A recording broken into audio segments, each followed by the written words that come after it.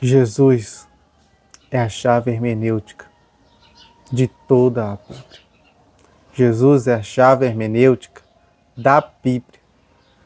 Sem Cristo, sem Jesus, a Bíblia vira um livro para pessoas ganharem dinheiro em nome de Deus. Sem Jesus, pessoas usam a Bíblia para fazer estelionato da fé, para roubarem. Então, eu convido vocês hoje a estudarem comigo, a lerem comigo, lerem a Bíblia e refletir e entender por que Jesus é a chave hermenêutica. E porque sem Jesus a Bíblia é simplesmente um livro para loucos. E sem Jesus a Bíblia simplesmente é um livro para ego, para alimentar o ego de pessoas maldosas. Sem Jesus, isso tudo acontece. E se Jesus não for a chave hermenêutica, você está lendo errado e compreendendo errado a Bíblia. Bom, meu nome é Ronaldo e esse é o canal Stop Now. Lucas capítulo 24, do verso 13 até o verso 35. Antes de começar, eu quero dizer a vocês que não se choquem pelo que eu disse no começo do vídeo, porque tudo é verdade. E às vezes, quando falamos verdades que não são contadas, a maioria das pessoas não sabem dessas verdades, ficam chocadas com palavras como esta que eu disse. Tipo, dizer que a Bíblia é um livro para loucos, ou então dizer que a Bíblia em mão de pessoas erradas se torna um livro para estelionatários da fé. Mas é verdade, e se você não acredita nisso, eu peço que você pare nesse momento e leia comigo e veja por que Jesus tem que ser a chave hermenêutica. Mas antes de ler também, eu quero dizer para você que não sabe o que é hermenêutica. E quando eu digo que Jesus é a chave hermenêutica, muitas pessoas aqui nesse vídeo podem dizer o que é hermenêutica, e eu digo hermenêutica é a arte, é a ciência de interpretação. Se você for ler um livro, você vai ver no final do livro, o que você aprendeu do livro. E aí você chegou à hermenêutica ali, da interpretação que você teve do livro. Se você já leu a Bíblia e a interpretação que tu tem da Bíblia, do Antigo Testamento, é que é um livro de um Deus de pavio curto, de um Deus com um pavio, um perfil zangado que extermina as pessoas, e que você tem a visão do Novo Testamento como só amor, é porque você ainda não entendeu o Evangelho e não tem Jesus como chave hermenêutica. Vamos ler Lucas capítulo 24,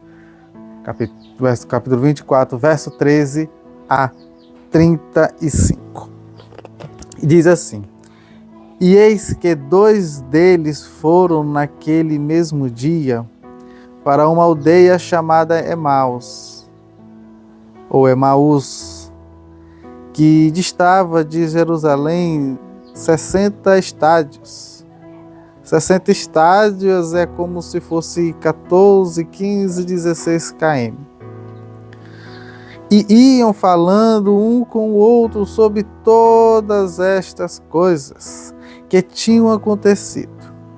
E aconteceu que, enquanto eles caminhavam juntos e arrazoavam-se entre si, o próprio Jesus se aproximou e ia com eles. Mas os seus olhos estavam impedidos, para que não o conhecessem. E ele lhe disse, Jesus disse, que tipo de palavras são essas que tendes um com o outro, enquanto caminhais e estáis tristes? E um deles, cujo nome era Cleopas, respondendo, disse, És tu somente um estrangeiro em Jerusalém? E não soube das coisas que nela acontecido nesses dias? E não soube dessas coisas que nela têm acontecido nesses dias? E ele disse, quais coisas? E ele, Cleopas, disse, a respeito de Jesus de Nazaré, que foi um profeta poderoso em feitos e palavras diante de Deus e de todo o povo. E como os principais sacerdotes e os governantes os entregaram para ser condenado à morte. E o crucificaram. Mas nós esperávamos que fosse ele quem havia de remir Israel. E todavia, além de mais, já é hoje o terceiro dia desde que dessas coisas aconteceram.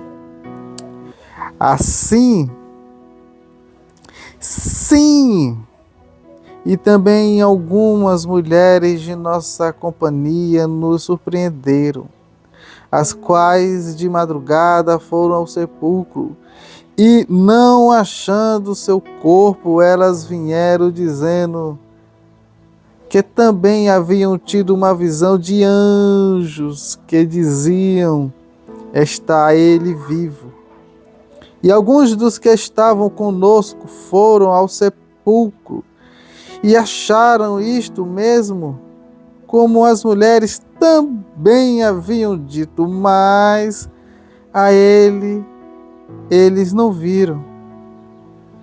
Então Jesus lhe disse, ó tolos e tardos de coração, para crerdes em tudo o que os profetas falaram.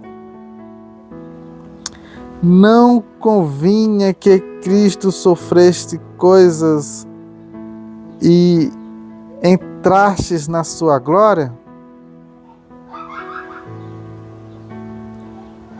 Vou repetir de novo esse verso, o verso 25, que é o verso que Jesus fala.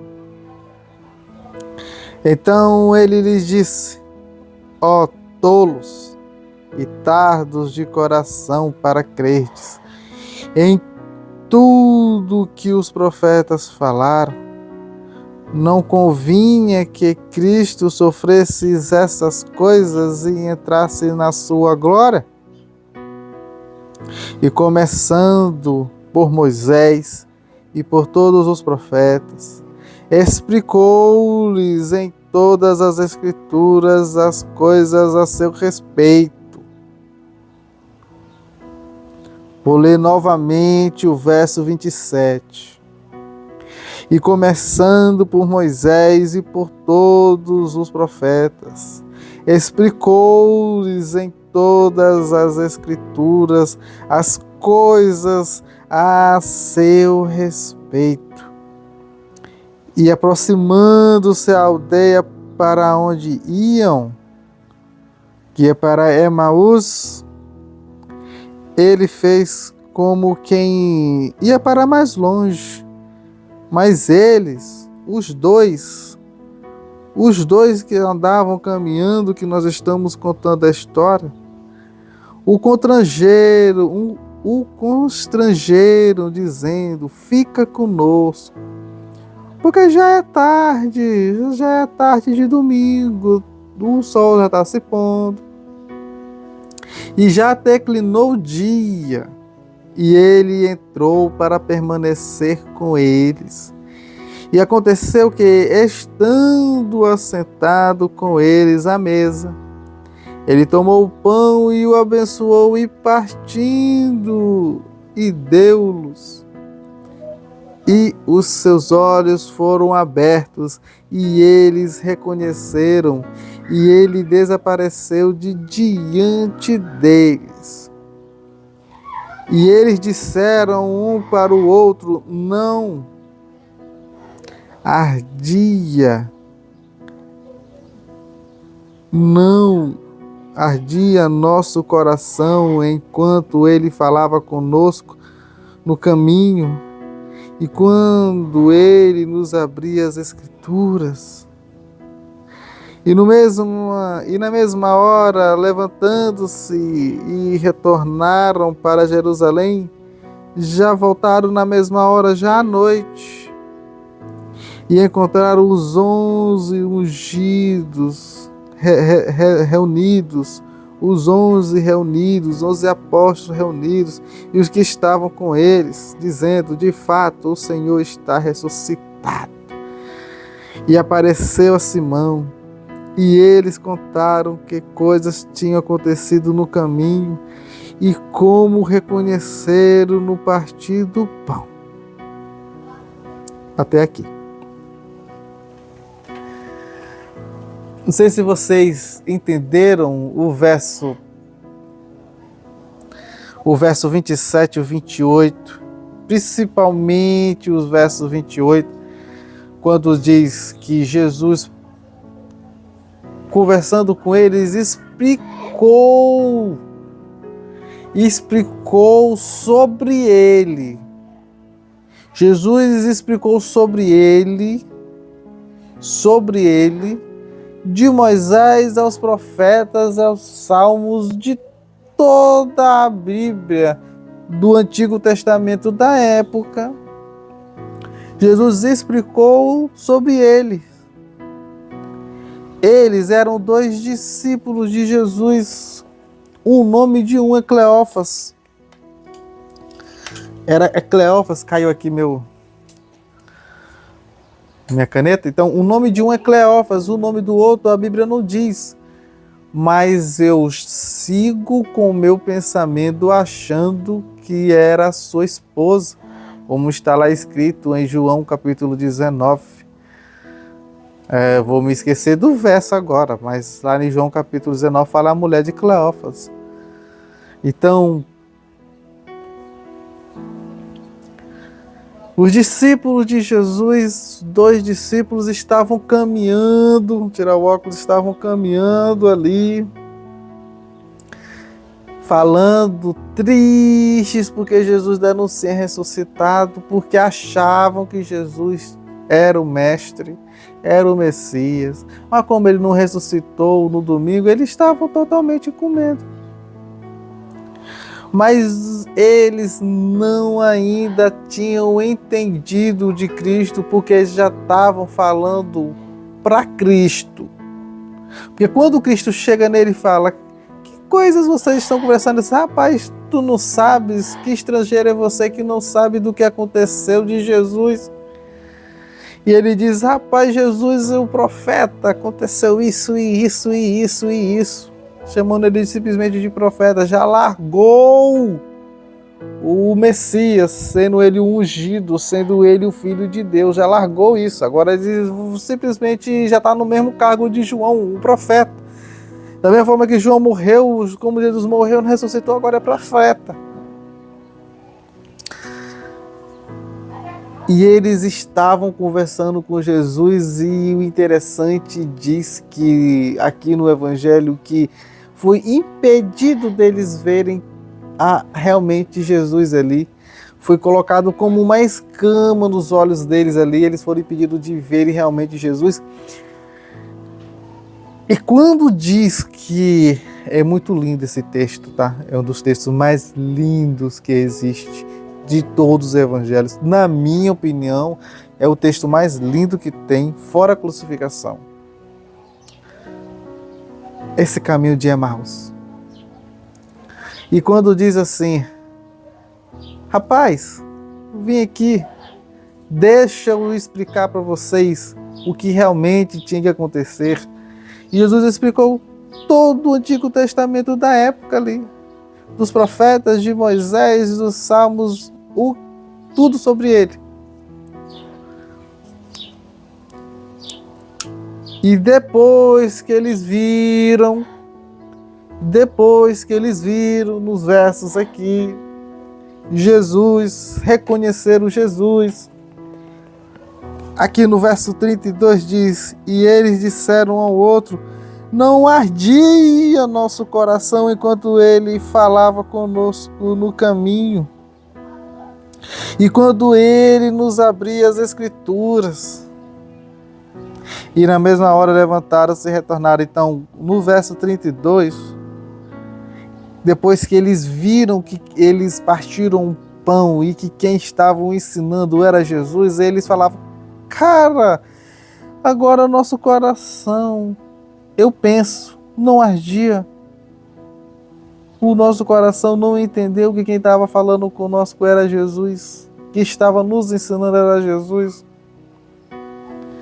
E aí, quando eles viram que era Jesus, eles viram de outra forma agora o Antigo Testamento, vendo que todo o Antigo Testamento tem como chave hermenêutica Jesus. Agora fez todo o sentido o Antigo Testamento, fez todo o sentido a Torá, fez todo o sentido a Neivim, fez todos os sentidos os Salmos, fez todos os sentidos os profetas, fez todo o sentido agora, porque Davi falava, porque Asaf falava, do que Salomão falava. Agora fez sentido Jesus dizer naquele dia, porque ele disse que eis aqui quem é maior do que Salomão. Agora fez todo o sentido dizer que do mesmo jeito que Jonas aconteceu com Jonas, acontecer e vai acontecer comigo. Agora fez todo o sentido o Antigo Testamento do jeito que Jesus explicou no verso 28. No verso 32, agora eles entenderam tudo do Antigo Testamento que ainda não tinha entendido, porque eles entenderam Jesus. Por Jesus. E viram agora Jesus é a chave hermenêutica. Eu convido e digo a vocês que Jesus é a chave hermenêutica, porque Jesus está em toda a Bíblia. Muitas igrejas, muitos pastores não concordam quando eu digo que Jesus é a chave hermenêutica, porque eles dizem que para você entender o Antigo Testamento, você tem que entender da história, das leis judaicas, das coisas que estavam acontecendo, e que aquelas coisas ali não tinham nada a ver com Jesus. Eles dizem isso porque eles não têm ainda o Evangelho, eles falam isso porque não têm o Evangelho de Jesus. Porque quando você tem Jesus como chave hermenêutica, você vai entender muito bem por que Jesus mandou matar até os recém-nascidos de Josué. Por que Deus mandou fazer isso, fazer aquilo. Por que Deus fez isso, fez aquilo no Antigo e no Novo Testamento? Por que Deus escolheu Paulo? Por que Deus fez isso com Tito? Por que Deus fez isso com Paulo? Por que Deus fez isso com Pedro? Por que Deus fez isso com todos os apóstolos e discípulos e profetas? Por que Deus fez tudo? E só entendemos porque Deus entendeu tudo se entendermos Cristo. Porque Jesus é a revelação de Deus na terra. A Bíblia, eu costumo dizer que ela não é a palavra de Deus.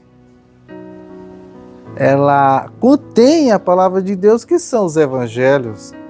Ela não é totalmente a palavra de Deus, porque na Bíblia tem coisas que você não vai entender se não tiver Cristo. Agora, se tiver Cristo, você vai entender e ela passará a ter o Evangelho nela, passará a ter Cristo nela, você vai passar a entender com a visão de Cristo.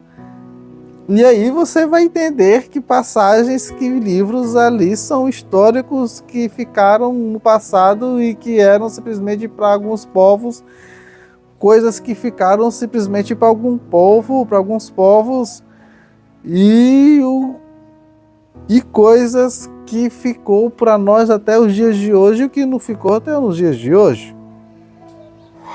Mas você só entende disso quando você entende Cristo, quando você tem Jesus como chave hermenêutica.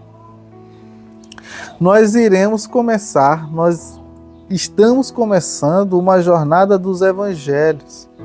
E esse vídeo, eu gravo esse vídeo aqui para dizer para vocês, para dizer o que Jesus é a chave hermenêutica, porque nós estamos começando essa jornada do evangelho e já dizer a você que toda a jornada do Evangelho basicamente não é toda mesmo.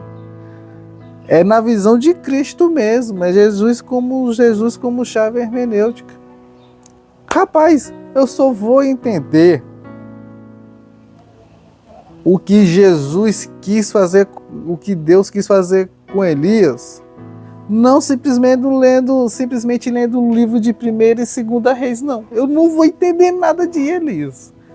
Não vou entender nada de Eliseu, lendo 1ª e 2ª Reis. Não vou entender nada de Manassés, nada de Isaías, nada de Naum.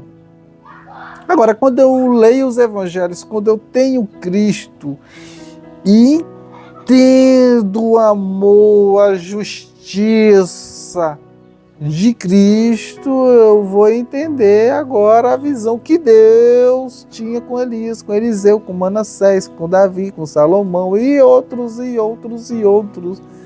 A escada de Jacó ali, eu entendo ali, porque agora eu tenho Cristo, eu tenho a visão de Cristo, eu sei o que aquela escada significa. Eu sei porque era só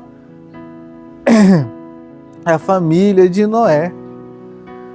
Porque Cã aconteceu isso com Cã? Porque aconteceu aquilo ali com Eva e Adão? Porque aconteceu com Lídia? O que aconteceu com Lídia? O que aconteceu ali com Apolo, sendo o mestre das escrituras lá de Atos? E de todos os personagens bíblicos, eu só entendo vendo Cristo, tendo Jesus como a chave hermenêutica. E se você está numa igreja que o seu pastor coloca simplesmente, como é que eu posso dizer, pessoas,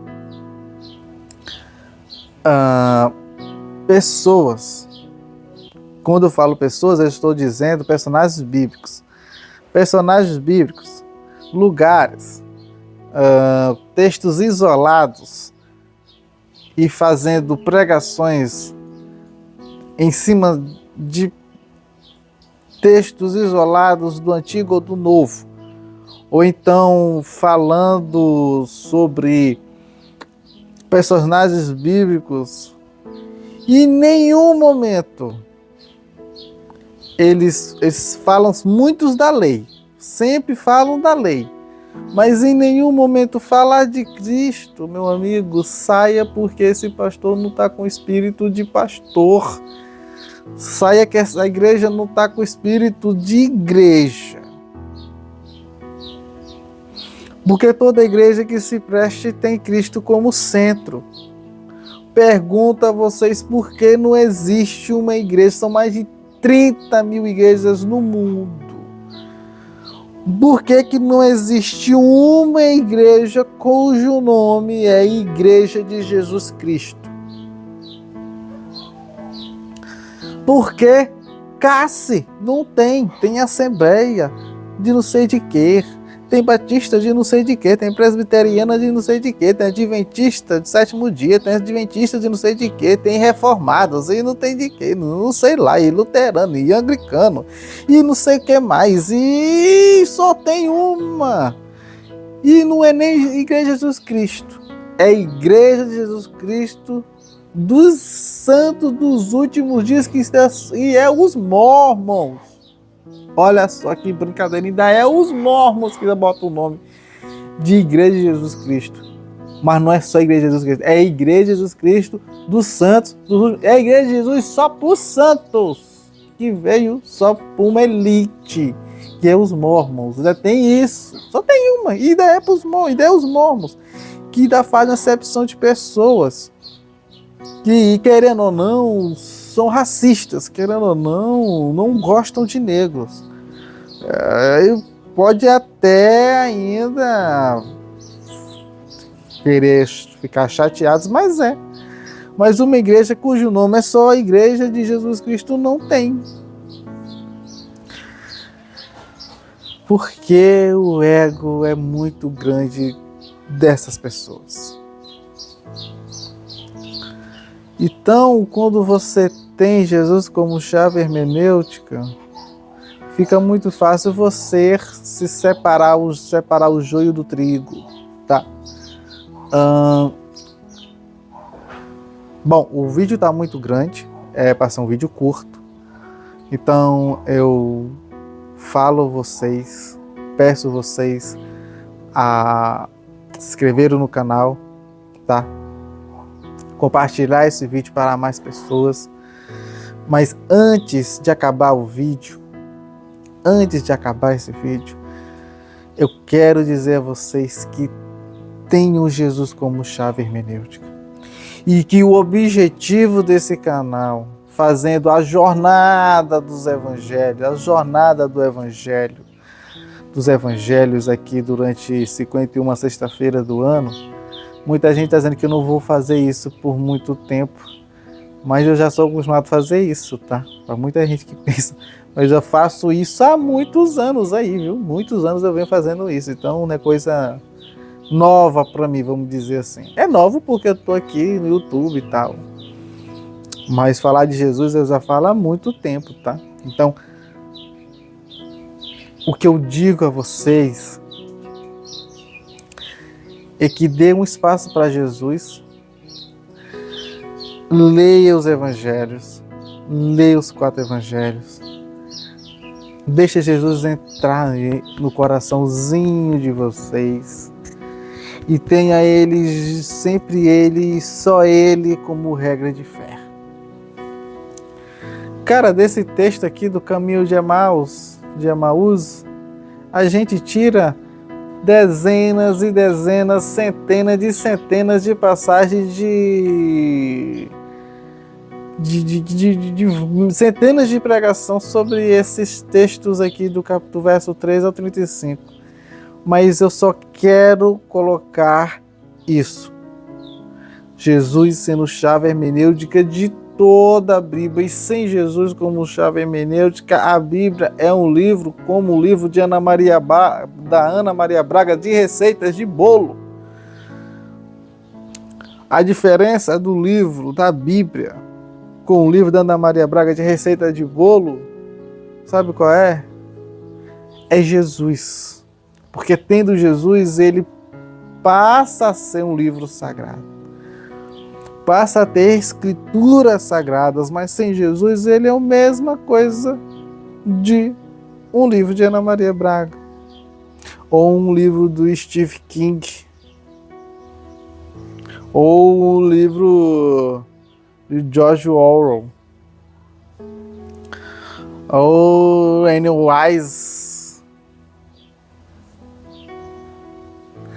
Cara, eu digo a vocês que tenham Cristo, busquem Cristo, para vocês não lerem um livro comum e que esse livro não faça de vocês pessoas amarguradas, pessoas que saem da Bíblia, dos evangelhos, de igrejas que vocês estão aí, que não sei, porque é o caso de muita gente que estão em igrejas e saem para ser ateu porque não encontraram Cristo, porque onde estavam só falavam de lei, e de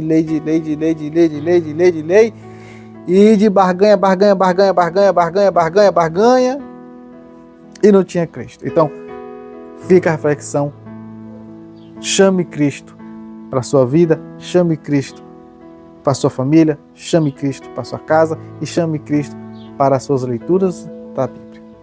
Tá? Muito obrigado.